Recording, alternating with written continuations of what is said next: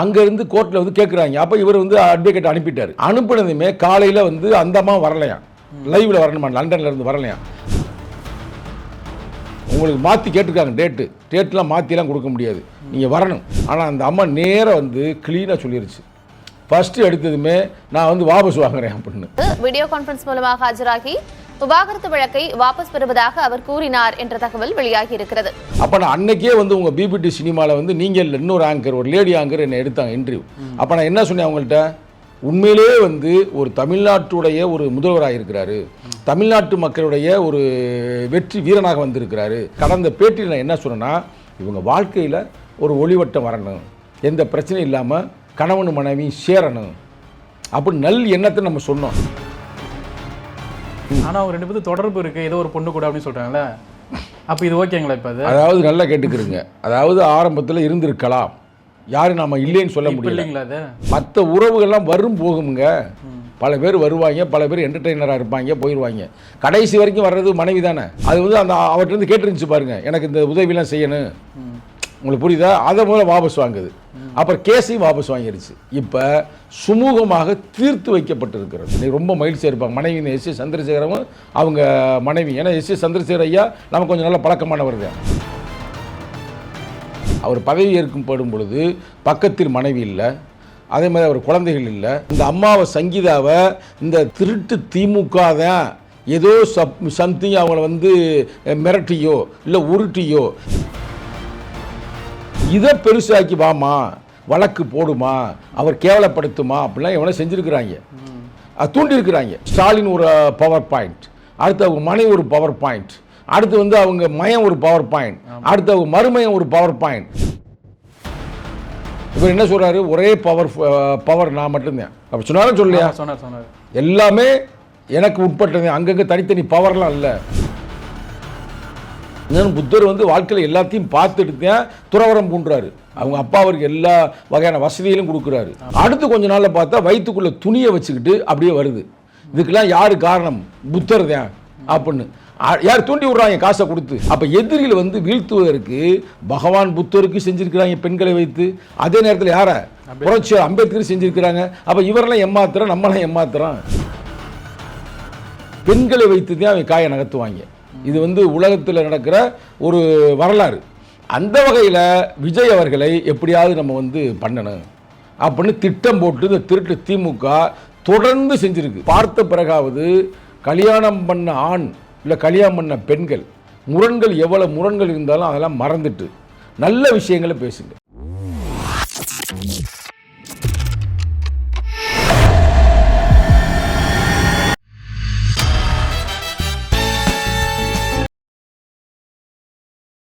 PPT cinema நேயர்களுக்கு வணக்கம். இன்னைக்கு திரு சங்கத்தமிழன் அவர்களை தான் சந்திக்க வந்திருக்கோம். சார் வணக்கம். வணக்கம். சி ஜோசப் விஜய் அவர்களுக்கும் சங்கீதா அவர்களும் ஒன்று சேர்றாங்க. ஆனால் இதுக்கு முன்னாடி அவங்க என்னன்னா, நான் வந்து விஜய் மேலே கேஸ் போட போகிறேன், அவர் விஜய் வந்து ஒரு பொண்ணோட தொடர்பில் இருக்காரு அப்படின்னு சொன்னார். ஆனால் இப்போ ரெண்டு பேரும் ஒன்று சேர்றாங்க. இது நீங்கள் எப்படி பார்க்குறீங்க? இது நியாயமா? இது நியாயமா அநியாயமா என்பதை விட முதலில் நான் வந்து இருவருக்குமே, இரண்டு மனம் முடித்து இரண்டு குழந்தையை பெற்ற அந்த தாய்க்கு அந்த தகப்பனுக்கு, நீங்கள் விஜய்ன்றது மறந்துடுங்க, முதல்வர்ன்றதை மறந்துடுங்க, அந்த அம்மா சங்கீதா என்பவர் வந்து லண்டனில் பெரிய ஒரு கோடீஸ்வரி, அதையும் மறந்துடுங்க. நம்ம எதையுமே யோசிக்கலை. ஒரு அம்மா அப்பா அவங்க ஏதோ ஒரு பிரச்சனையில் பிரிஞ்சு போயிடுறாங்க. குழந்தைய வியூவில் பார்க்குறேன் பிரதர். அப்போ வந்து அவங்களுடைய பையன் ஒருத்தர் இன்னைக்கு ஒரு இயக்குனராக வந்துட்டார். அவர் வந்துட்டு முதல் முறையாக ஒன்று பேட்டி கொடுக்குறாரு ஒரு முக்கியமான சேனலுக்கு. பேட்டி கொடுக்கும் பொழுது அவருடைய மெச்சூரிட்டி உண்மையிலே வந்து பிஹைண்ட் வுட்ஸ் தான். அதை நம்மளே நிறையா முறை பேட்டி கொடுத்துருக்குறோம். அந்த சேனலில் அவர் கொடுத்த அந்த பேட்டி இருக்குது பார்த்தீங்களா, அதுவே வந்து நல்ல ஒரு குழந்தை தாய் தகப்பை வளர்த்துருக்கிறார்கள் அப்படின்றது நமக்கு தெரிய வருது. என்னோட ஹீரோ வந்து விஜய் அப்படின்னு சொல்லியிருக்காரு. அது சொல்லட்டும் பிரதர். ஆனால் அவருடைய பேசின அந்த ஸ்டைல் இருக்குது பார்த்தீங்களா, அந்த பேசிய முறை, ஒரு நல்ல குழந்தையை பெற்றெடுத்து வளர்த்துருக்குறாங்க. அப்போ நல்ல குழந்தை ஒன்று பெற்கிறாங்கன்னா அப்போ தாயும் தகப்புன்னு நல்லவனத்தானே இருக்கணும். ஒரு நல்ல நிலத்தில் தான் பிரதர் நல்ல செடிகள் வளரும். அந்த நல்ல விதையை எதாவது விதைக்கிறாங்களோ அதுதான் அது வளர்த்து எடுக்கும். புரியுதா? அப்போ நான் அன்னைக்கே வந்து உங்கள் பிபிடி சினிமாவில் வந்து நீங்கள் இன்னொரு ஆங்கர், ஒரு லேடி ஆங்கர் என்னை எடுத்தாங்க இன்டர்வியூ.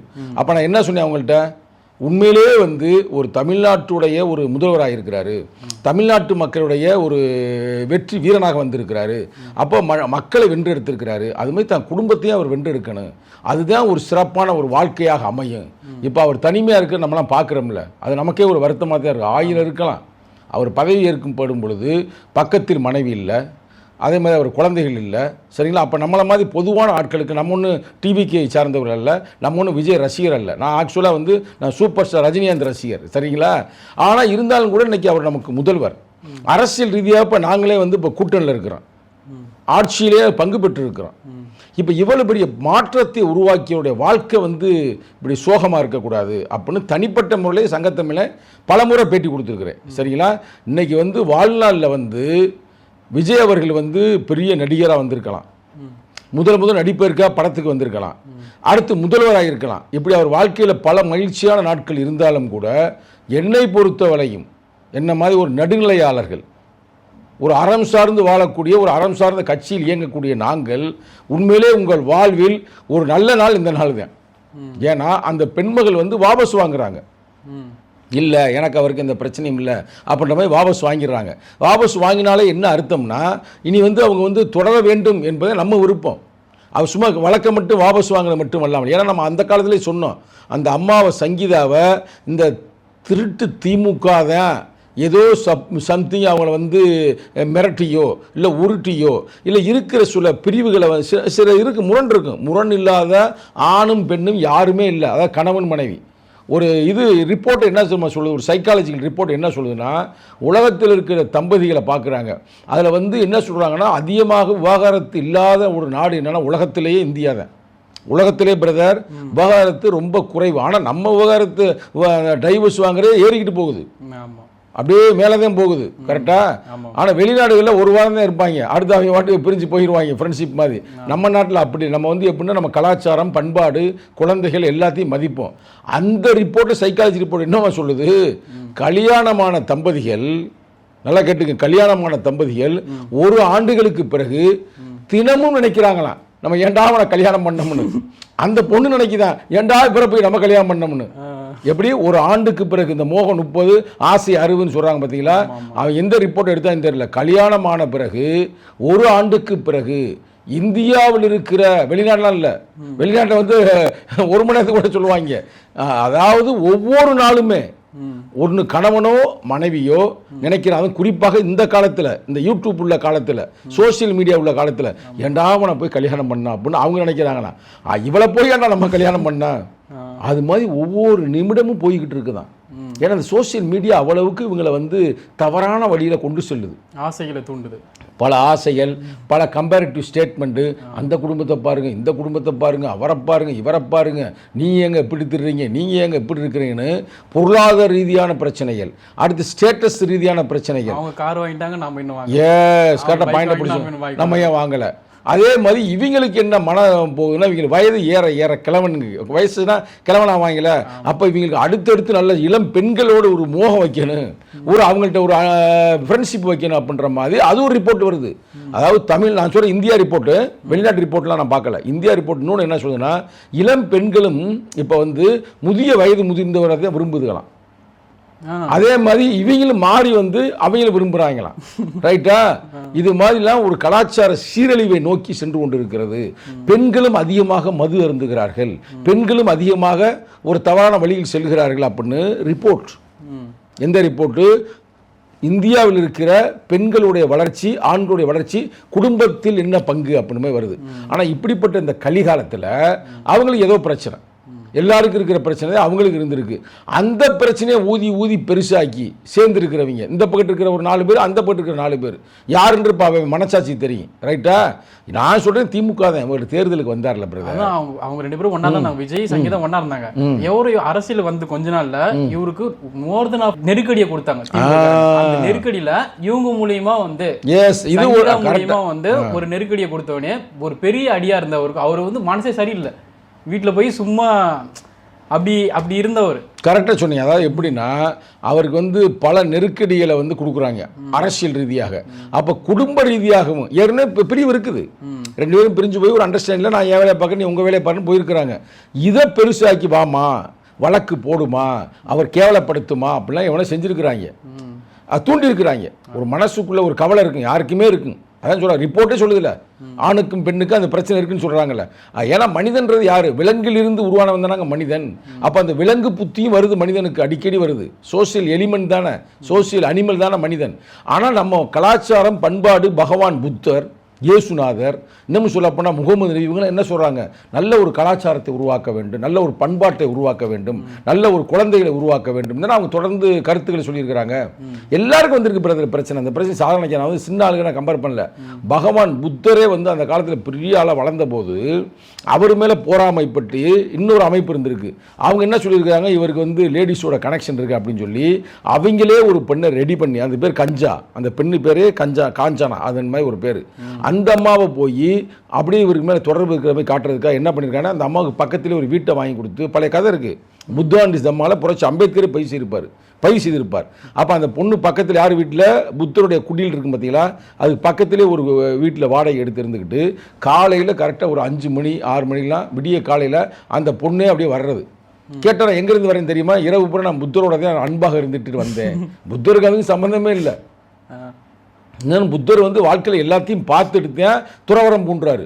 அவங்க அப்பா அவருக்கு எல்லா வகையான வசதிகளும் கொடுக்குறாரு. ஆரம்ப காலகட்டத்தில் மது, போதைகள், பெண் பழக்க வழக்கம் எல்லாமே இருந்திருக்கு.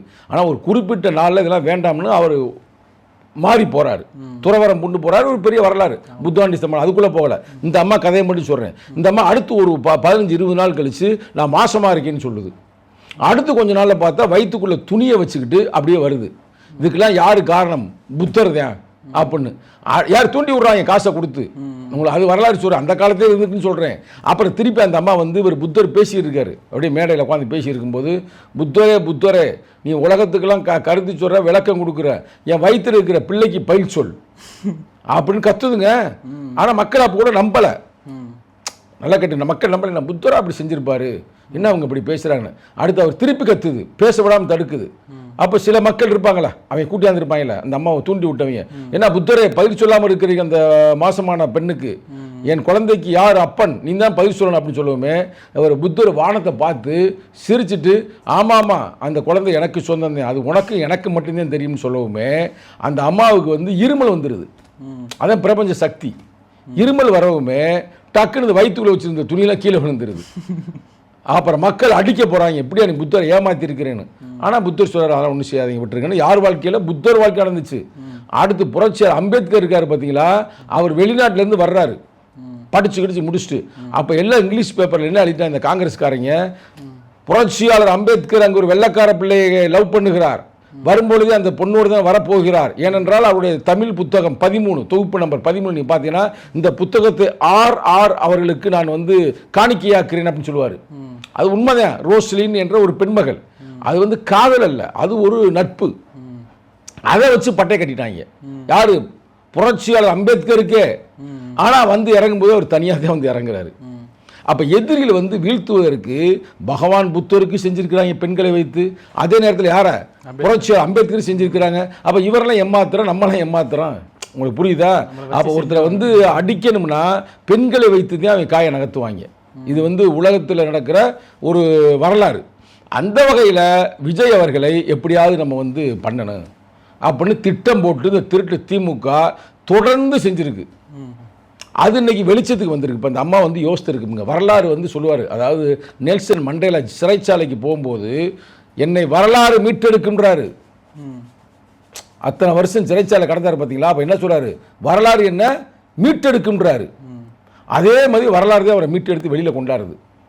அது மாதிரி இன்னைக்கு வந்து விஜயை வந்து தவறாக பேசி எல்லாம் செஞ்சு வச்சுருந்தாங்க. இன்னைக்கு வரலாறு வந்து அவரை ஒரு முதல்வராக்கிருச்சு. அப்போ முதல்வரான பிறகு அப்போ அந்த அம்மா யோசிக்குது, உலகத்தில் இருக்க அத்தனை பெண்கள், அத்தனை ஆண்கள், இளைஞர்கள், தலித்துகள் எல்லாம் ஓட்டு போட்டு வச்சுருக்கிறாங்க. இன்றைக்கி 2 மாதத்தில் இவ்வளவு சிறப்பான ஒரு ஆட்சியை செய்கிறாரு. அப்போ நம்ம கணவன் வந்து உண்மையிலே சரியான வழியில் தான் போகிறாரு. ஏன்னா ஒரு காலத்தில் அந்த பொண்ணு தானே அவரை லவ் பண்ணி வந்திருக்கு. நல்லா கேளுங்க. ஆமாம், பல வரலாறு சொல்கிறாங்களே, அந்த அம்மா ஒரு ரசிகையாக கல்யாணம் பண்ணுவதற்காக காதலித்திருக்காப்புல. அப்போ அந்த காலத்தில் காதலிக்கும் பொழுது அவர் நல்ல ஒரு மனிதராக தானே இருந்திருக்கிறாப்புல. அது ஒன்றும் மாற்று கருத்து இல்லை. அப்புறம் காலப்போக்கில் என்ன சூழ்ச்சின்னு தெரியல. மனிதர்கள் எல்லாருமே சில நேரங்களில் சபல புத்தி இருக்கத்தான் செய்யும். அதுக்கு நம்ம இல்லைன்னு நம்ம அவருக்காக ஃபுல்லாக சப்போர்ட் பண்ணி நம்ம பேசலை, சரிங்களா? ரெண்டாவது ஒரு சினிமா நடிகர், பல பார்ட்டிக்கு செல்லலாம், பல பேர் அவங்க தொடர்பில் வரலாம். இன்னும் ஒரு பெரிய நடிகர் அப்படின்னா அவரை கவுக்க பார்க்கலாம் பல நடிகைகள் கூட, அவரை தொடர்ந்து நம்ம அவங்க நடிக்க முடியும்ன்றது, இப்படி பல ஃபேக்டர்ஸ் இருக்குது, சரிங்களா? இப்போ நம்ம எல்லாத்தையும் அனலைஸ் பண்ணும் பொழுது நான் கடந்த பேட்டியில் நான் என்ன சொன்னேன்னா, இவங்க வாழ்க்கையில் ஒரு ஒளிவட்டம் வரணும், எந்த பிரச்சனையும் இல்லாமல் கணவன் மனைவியும் சேரணும் அப்படி நல் எண்ணத்தை நம்ம சொன்னோம். ஆனால் இன்றைக்கி வரலாற்றில் அந்த பெண்மகள் வந்து முதல்ல வந்திருக்கிறாங்க நீதிமன்றத்துக்கு. எப்போ செப்டம்பர் போன வருஷம் தான், செப்டம்பர் மாதம் நினைக்கிறேன், செப்டம்பர் அக்டோபர் நினைக்கிறேன். அது எந்த கோர்ட்டு? செங்கல்பட்டு கோர்ட்டு, கரெக்டாக? அப்போ இவர் வந்து நேரடியாக வரணும் அப்படின்னு சொன்னாங்க. ஆனால் இவர் சொல்லிட்டாரு நான் வந்து தேர்தல் பிரச்சாரத்தில் இருக்கேன் வர முடியாதுன்னு சொல்லிட்டாப்புல. அடுத்து என்ன சொல்கிறாங்க, இன்னது டேட்டு மாற்றி இதுக்கு நீங்கள் வரணும் அப்படின்னும் பொழுது இன்றைக்கி வந்து சட்டசபை நடந்து கொண்டு இருக்குது. பல காமெடிகள் இங்கே ஓடிக்கிட்டு இருக்குது. அது வேறு பிரச்சனை. எதிர்கட்சிக்காரங்க திமுக காரங்க குண்டக்க மண்டக்க கேள்வி கேட்குற, இவர் அழகாக நாசுக்கா ஒவ்வொன்றுக்கும் பயிர் சொல்லி கொண்டு இருக்கிறார். அது வேற பிரச்சனை. ஆனால் அதே நேரத்தில் விவரமாக கேட்டுக்கிறங்க, அது அப்படி போய்கிட்டு இருக்கிற அந்த நேரத்தில் தான் செங்கல்பட்டுலேருந்து கோர்ட்டில் கூப்பிடுறாங்க வாங்க அப்படின்னு. அப்போ இவருடைய வக்கீல் என்ன சொல்கிறாருன்னா, அவர் முதல்வராக இருக்கிறாரு, வழக்கு போடும் பொழுது அவர் வந்து சாதாரண ஒரு நடிகர் தான், ஒரு கட்சியில் குதிச்சிருக்கிறாரு, ஜெயிப்பாரா ஜெயிக்க மாட்டாரான்னு தெரியாது, ஒருவேளை தோற்று போயிருந்தாருன்னா அது வேற பிரச்சனை. வரலாறு இன்னைக்கு எப்படி இருக்குன்னு சொல்ல முடியாது. அப்போ வரலாறு இவர் மீட்டெடுக்குது வெற்றியின் மூலமாக.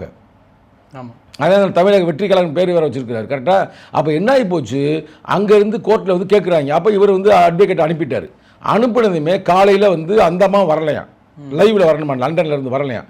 அப்போ 3 மணிக்கு வந்து அவர் மாற்றி என்ன சொல்கிறார் நீதிபதி, இல்லை உங்களுக்கு மாற்றி கேட்டிருக்காங்க, டேட்லாம் மாற்றிலாம் கொடுக்க முடியாது, நீங்கள் வரணும், 2 பேருமே வரணும் வீடியோ காலில் அப்படின்னு சொல்லி முடிச்சாரு. ஆனால் இவர் இப்போ சட்டசபையில் இருக்கிறாரு, 3 மணிக்கு அவர் போக முடியாது. ஆனால் அவருடைய அட்வொகேட்டு போயிருக்கிறாரு. ஆனால் அந்த அம்மா நேராக வந்து க்ளீனாக சொல்லிருச்சு, ஃபஸ்ட்டு எடுத்ததுமே நான் வந்து வாபஸ் வாங்குறேன் அப்படின்னு. அதில் மெயினாக அந்த அம்மா முதல்ல இதை வாபஸ் வாங்கியிருக்குன்னா அது வந்து அந்த அவர்கிட்ட கேட்டுருந்துச்சு பாருங்க, எனக்கு இந்த உதவியெல்லாம் செய்யணும், உங்களுக்கு புரியுதா? அதை முதல்ல வாபஸ் வாங்குது. அப்புறம் கேஸையும் வாபஸ் வாங்கிடுச்சு. இப்போ சுமூகமாக தீர்த்து வைக்கப்பட்டிருக்கிறது. இந்த பிள்ளைங்களுக்கு இதை கடன் கொடுத்துருங்க அப்போ அந்த கேஸு, ஆனால் எந்த பிரச்சனையுமே இல்லை, ரைட்டா? இன்றைக்கி அவர் ஒரு முதல்வராக இருக்கிறாருன்னா அவர் வந்து எல்லா விஷயங்களையும் அவர் செய்வார், செய்யாமல் வந்து விட்டுருவாரா பிள்ளைகளை? ஊருக்கே செய்கிறோம்னு சொல்கிறவர் தான் சொந்த பிள்ளைக்கு விட்டுருவாரான்னு கேட்குறேன், இல்லை சொந்த மயனுக்கு விட்டுருவாரான்னு? இல்லை அதெல்லாம் ஒரு கருத்து, ஏதோ முரணுங்க, சின்ன முரண். அது யார்கிட்டமே யோசிச்சு பாருங்க. இப்போ நீங்களே இருக்கிறீங்க, இன்னும் நீங்கள் உங்கள் கல்யாணம் ஆயிடுச்சா? இன்னும் ஆகலை. உங்கள் அம்மா உன்னை பெத்த அம்மா தானே, உங்கள் அம்மாட்ட இது வரைக்கும் உனக்கு சண்டையே வந்தது இல்லையா? அடிச்சிருக்கு, அடி வாங்கியிருக்கேன் உங்கள் அம்மாட்ட. அப்புறம் ஒரு தாய்க்கு பிள்ளைக்குமே இல்லை உங்கள் அப்பா தானே, உங்கள் பெற்றெடுத்தவர் தானே. இது தாய் தகப்பனுக்கும் குழந்தைகளுக்கே வரும் பொழுது கணவன் மனைவின்றது அது வேற குடும்பத்தில் பிறந்தது, நீ வேற குடும்பத்தில் பிறந்த, நீ 2 பேரும் ஒரு உறவில் ஜாயிண்ட் ஆகிறீங்க, கரெக்டாக?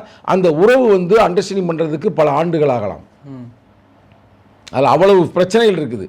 ஆனால் இன்றைக்கி வந்து நீங்கள் வந்து ஒரு சுமூகமாக இன்றைக்கி வந்திருக்கிறீங்கன்னா இது ஒரு பெரிய வரலாற்று நிகழ்வாக நான் பார்க்குறேன். சரி, அது ஓகே தான். ஆனால் அவங்க 2 பேரும் தொடர்பு இருக்குது, ஏதோ ஒரு பொண்ணு கூட அப்படின்னு சொல்கிறாங்களே, அப்போ இது ஓகேங்களா? இப்போ அது அதாவது நல்லா கேட்டுக்கிறீங்க, அதாவது ஆரம்பத்தில் இருந்திருக்கலாம், யாரும் நம்ம இல்லைன்னு சொல்ல முடியல. இல்லைங்களா? அது நல்லா சொல்கிற கேளுங்க, நம்ம போய் தொடர்பு வச்சு பேசுன்றது நம்மளுடைய வேலை இல்லை. நம்ம நல்லதைத்தான் நம்ம பேசணும், நல்லதைத்தான் திங்க் பண்ணணும், ரைட்டா? அதாவது நான் என்ன சொல்கிறேன்னா, அந்த அம்மா வந்து இப்போ வாபஸ் வாங்குதுன்னா இப்போ வந்து அவருக்கும் உண்மையிலே ஒரு நல்ல எண்ணங்கள் உருவாகும்ல. தான் மேலே வழக்கு போட்டவங்களே இப்போ வழக்கை வாபஸ் வாங்குறாங்க அப்படின்னா இனி நம்ம எப்படி இருக்குன்றது அவரும் சிந்திப்பார்ல. அவர் என்னங்க ஊருக்கே வழிகாட்டுறது முதல்வர்னா என்ன? முதன்மையாக இருப்பவர் முதல்வர் தமிழ்நாட்டுக்கு, கரெக்டாக? அப்போ அவருக்கு தெரியாத நமக்கு தெரியுது. உங்களுக்கு புரியுதா? புரியல? இன்னமும் அவரை நம்ம பாராட்டணும். இப்போ எத்தனையோ முதல்வரானா அவங்க பூரா என்ன பண்ணுறாங்க, அதுக்கடுத்து பிள்ளையதே கொண்டாடுறாங்க, கரெக்டாக இல்லையா? குடும்பத்தையே சொத்து சேர்க்குறாங்க. இவர் என்ன சொல்கிறாரு, ஒரே பவர் நான் மட்டும்தான் அப்படி சொன்னாலும் சொல்லையா? சொன்னார் எல்லாமே எனக்கு உட்பட்டது, அங்கங்கே தனித்தனி பவர்லாம் இல்லை, பவர் பாயிண்ட் சக்திகள் அங்கங்கே பழைய ஆட்சியில் சொல்லுவாங்க. ஸ்டாலின் ஒரு பவர் பாயிண்ட், அடுத்து அவங்க மனைவி ஒரு பவர் பாயிண்ட், அடுத்து வந்து அவங்க மயம் ஒரு பவர் பாயிண்ட், அடுத்து அவங்க மருமையம் ஒரு பவர் பாயிண்ட், அடுத்து அவங்க தங்கச்சி ஒரு பவர் பாயிண்ட், கனிமொழி, குடும்பம் ஒவ்வொன்றும் ஒரு பவர் பாயிண்ட் இருந்துச்சு. அங்கிட்டு பார்த்தா அழகிரி இருப்பார், இங்கிட்டு பார்த்தா செல்வி இருப்பாங்க. இப்போ அவர் என்ன சொன்னார், தெளிவாக சொல்கிறார்ல, நான் ஒரே ஆள் தான், நான் மக்களின் பக்கம் நிற்பேன். அப்போ ஒரு நல்லது செய்கிறாருன்னா நல்லது நடக்கணும். இப்போ எனக்கு தனிப்பட்ட முறையில் என்ன மகிழ்ச்சினா, நான் பேட்டியில் சொன்னேன், நீ எடுத்து போய் திருப்பி பாருங்க, எடுத்து போட்டு இதோட சேர்ந்து நீங்க சொன்னீங்க இந்த மாதிரி அவங்க 2 பேரும் ஒன்று சேரணும், ஒன்று சேரணும் அப்படின்றதே வந்து உண்மையிலே ஒரு பெரிய ஒரு செய்தியாக இருக்கும்னு இந்த சேர்ந்துட்டாங்களே. அப்போ அதுவே ஒரு சிறப்பான இப்போ இதை வந்து எல்லாருமே கொண்டாடுவாங்களே, பெண்கள் எல்லாரும் கொண்டாடுவாங்க, ஆண்கள் எல்லாரும் கொண்டாடுவாங்க, அதே மாதிரி குழந்தைகளும் கொண்டாடுங்க. குழந்தைன்னா அவங்க குழந்தை மட்டுமல்ல, எல்லா குழந்தைகளுமே இதை பார்த்த பிறகாவது கல்யாணம் பண்ண ஆண் இல்லை கல்யாணம் பண்ண பெண்கள் முரண்கள் எவ்வளோ முரண்கள் இருந்தாலும் அதெல்லாம் மறந்துட்டு நல்ல விஷயங்களை பேசுங்க. நான் அதான் சொல்கிறது. இப்போ நீங்கள் ஒரு கணவன் மனைவியாக இருக்கிறீங்க, இல்லை காதலியாக இருக்கீங்கன்னா நீங்கள் நெகட்டிவாக பேசக்கூடாது. நெகட்டிவ் 1000 பிரச்சனை இருக்கும் ஒவ்வொருத்தரும் எடுத்து பார்த்தீங்கன்னா. உங்கள்கிட்ட இருந்த பாசிட்டிவ். இப்போ சங்கீதம் என்ன நினைக்கிறேன்னா முத அவர் எப்படி காதலிக்கிறப்ப என்ன நினச்சிங்க, நீங்கள் வந்து முத உங்களுக்கு ஒரு ஆண் குழந்தைய பெற்றெடுக்கு கொடுத்தாங்களே உங்கள் மனைவி, அப்போ நீங்கள் உங்கள் மனைவியை பற்றி என்ன நினச்சிருப்பீங்க? இதெல்லாம் சிந்திச்சிங்கன்னா உங்களுக்கு வந்து நம்ம விவாகரத்து வாங்க வேண்டும் இல்லை டைவர்ஸ் வாங்க வேண்டும்ன்ற எண்ணமே வராது. என்றைக்குமே உங்களுக்கு எப்படின்னா மனநிலை வந்து பசுமையானது நினைக்கணும், நல்ல விஷயம் நினைக்கணும். ஏதாவது நடந்திருக்கு ஒரு கெட்ட விஷயம், நீங்கள் அதையே நினச்சிக்கிருந்தீங்கன்னா அப்போ அவ்வளவு நல்ல விஷயங்கள்லாம் எங்கே போச்சு? மனித வாழ்க்கையை மறப்பது மன்னிப்பதும் தானே. ஒரு மனித வாழ்க்கையில் வந்து தவறு வந்து செய்கிறான்னு வச்சுங்களேன், அவனை திருத்த பார்க்கணும். அதாவது ஒரு பெரிய அறிஞனே சொல்லுவேன், தவறு செய்யாத எந்த மனிதனுமே எதையுமே சாதிப்பதில்லைன்றேன். தவறு அப்படின்னு எப்போ சொல்கிற, ஒரு நல்லதுன்னு ஒன்று இருக்கிறனால தானே. ஒருத்தர் நல்லவன்னு எப்படி சொல்ல, ஒரு கெட்டவன் ஒருத்தர் இருக்கிறனால தானே. எல்லா விஷயங்களும் தவறுகளிலிருந்து தான் பிறக்கிறதுன்றேன். The man who makes no mistake does not make anything அப்படின்ற ஒரு பெரிய அறிஞனார் நெப்போலியன் சொன்னது. உங்களுக்கு தவறு ஒன்று நடந்துருச்சுன்னா அப்போ தான் திருத்த முடியும்ன்றாரு. அவர் போர்க்களத்தில் சொன்னது. தோத்துட்டு வந்துடுவாங்க, ஏண்டா தோத்தங்க, அவள் தோத்தது நல்லதாண்டா, அப்போ உங்களோட வந்து அவன் வலிமையாக இருக்கிறேன், அப்போ அதை வெல்லுவதற்கான என்ன பாயிண்ட்ஸ், நான் தோல்வியிலிருந்தே பாடத்தை படித்துக் கொள்கிறேன் அப்படின்றாப்புல. அப்போ உங்களுடைய தோல்வியில் என்ன, கொஞ்ச நாள் நீ பிரிஞ்சு போயிருந்தீங்க, அதில் உங்களுக்கு மன வருத்தங்கள் இருக்கலாம், அதெல்லாம் மறந்துட்டு ஹேப்பியான விஷயங்கள். இப்போ உங்கள் பையன் வந்துட்டார், பையனுடைய படத்தை வந்து 2 பேரும் சேர்ந்து போய் பாருங்க. சிக்மா சிக்மாவா என்னைக்கு வருது படம் தெரியல, அந்த படத்தை போய் பாருங்க, மகிழ்ச்சியாக பாருங்க.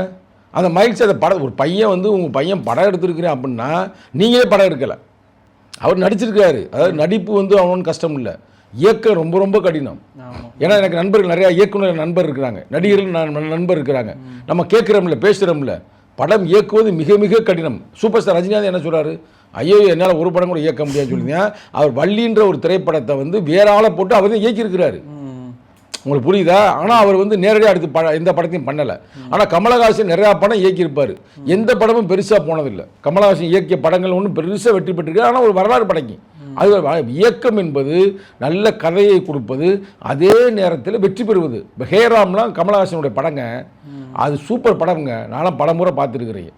அதேமாதிரி ஒரு படத்தில் கண்ணு, அது அவர் இல்லை, ஹேராம் தான் அவருடைய படம். தயாரிப்பு, கதை வசனம், இயக்கம், நடிப்பு எல்லாமே அவர் தான் பண்ணார். படம் ஓடிச்சா? அப்போ ஒரு படத்தை இயக்கி வெற்றி படமாக்குவதுக்கு ரொம்ப கடினம் ஒரு இயக்குனர். அப்போ உங்கள் பையன் வந்து இயக்குனர் ஆகிட்டார் சிறு வயதிலேயே. அப்போ உங்களுடைய நாலேஜ், இன்னும் சொல்ல போனால் உங்கள் தாத்தா, அவங்க தாத்தானா எஸ்.ஏ. சந்திரசேகர். இன்றைக்கி உண்மையிலே எஸ்.ஏ. சந்திரசேகரும் அவங்க அம்மாவும் தான் இன்னைக்கு ரொம்ப மகிழ்ச்சியாக இருப்பாங்க. மனைவி இந்த எஸ்.ஏ. சந்திரசேகரும் அவங்க மனைவி. ஏன்னா எஸ்.ஏ. சந்திரசேகர் ஐயா நமக்கு கொஞ்சம் நல்ல பழக்கமானவர் தான். அவரெல்லாம் அந்த நேரத்தில் ரொம்ப ஹேப்பியாக இருப்பார். இன்றைக்கி போயிடுவார், சர்ச்சுக்கு கூட போயிடுவார், வேளாங்கண்ணி கூட போனாலும் போயிடுவார் நினைக்கிறேன். நம்மளோட எண்ணமே அதுதானே. தொடர்ந்து நம்ம என்ன பேசிக்கிறோம், அதாவது நம்ம வந்து சொல்கிற அட்வைஸ் நினைக்க வேணாம். மற்ற உறவுகள்லாம் வரும் போகுங்க.